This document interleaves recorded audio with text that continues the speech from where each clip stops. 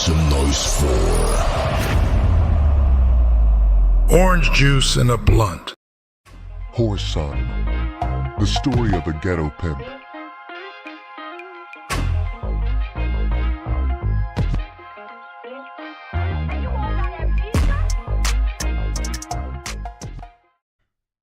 The sound of her light snoring was pleasing. My thoughts were troubled as I pondered the future.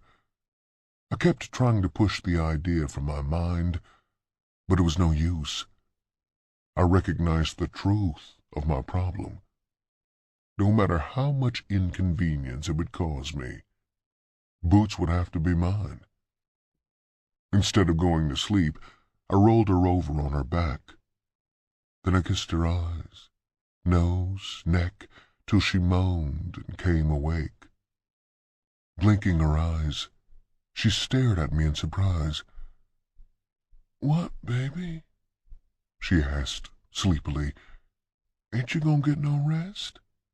I kissed her until I could feel her really responding.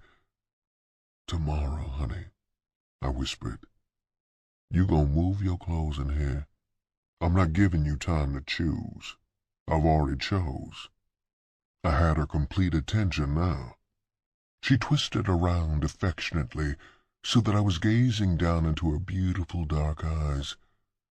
"Whoreson, don't do nothing for me out of pity, baby. I can make it." I replied crudely, "Don't you understand, bitch, that I really want you? Pity ain't in it. I know you a good whore, big belly or not, so I'm going to hook up with you now." She raised up on her elbows. Not truly convinced of my sincerity, she apparently was trying to reach an honest decision. Her acceptance of my proposal was a must, especially since I had committed myself. If she refused me now, my pride would be hurt. Determined that she wouldn't deny me, I enclosed her in my arms and compelled her to surrender. Her nipples grew firm under my caresses, and I made love to her till her voice trembled with erotic weakness. Sometime in the early morning, I relaxed against the sweat-soaked sheets. Her murmur came to me, low and husky. "I can't describe how you make me feel, but I'm yours, Whoreson, as long as you want me." It was late in the afternoon when Ray showed up. I'd just come back from the bathroom after taking a hot bath. He nodded and smiled warmly at Boots, propped up in the bed with both pillows. "Hey, girl," he yelled. "What you done gone and did? Copped you a Mac? I know you ain't laying up in no pimp's bed yardin', girl, so tell me the real deal." While straightening my tie, I watched her in the mirror. I couldn't help but appreciate her. Her low laugh was deep and sexual.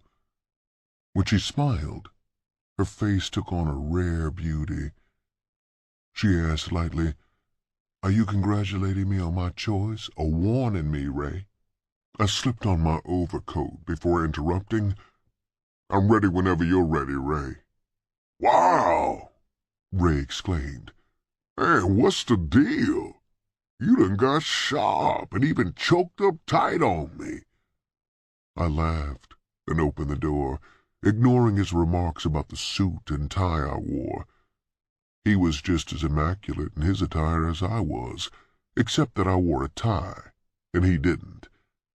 2 hours later, after visiting 5 different pawn shops, I sat down in the car and relaxed. Glittering on my little finger was an exquisite diamond ring. I stared at it proudly. It had cost $700, but I didn't care.